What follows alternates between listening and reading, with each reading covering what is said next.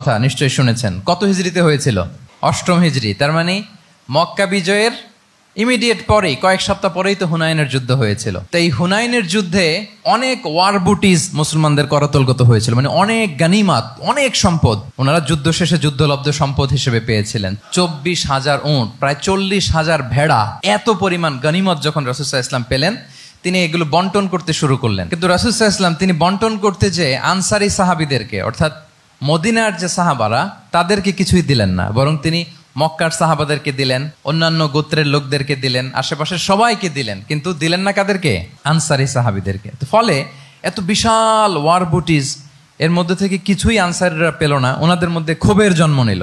ক্ষোভ থেকে ওনারা সমালোচনা করতে আরম্ভ করলেন আল্লাহ রাসূল সাল্লাল্লাহু আলাইহি ওয়াসাল্লামের, এবং সমালোচনা করতে করতে এটা এমন পর্যায়ে চলে গেল, এক পর্যায়ে তারা বলতে আরম্ভ করলো যে আমরা ওনার জন্য জান দিলাম, জীবন দিলাম, আজকে উনি এত সম্পদ পেয়ে সব নিজ এলাকার লোকদের মাঝে বন্টন করে দিল, এটা কি ঠিক করলো উনি?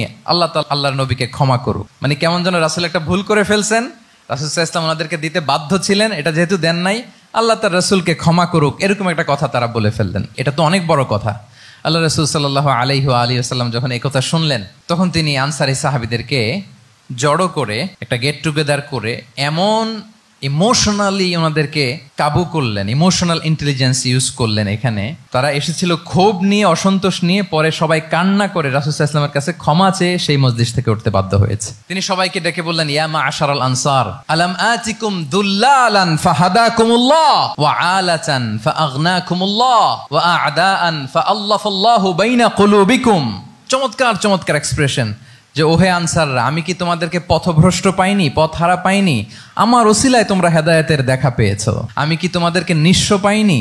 আমার ওসিলায় তোমরা সমৃদ্ধ হয়েছে, সম্পদশালী হয়েছো। আমি কি তোমাদেরকে যুদ্ধরত অবস্থায় পাইনি? আউস খাজরাজ তোমরা তো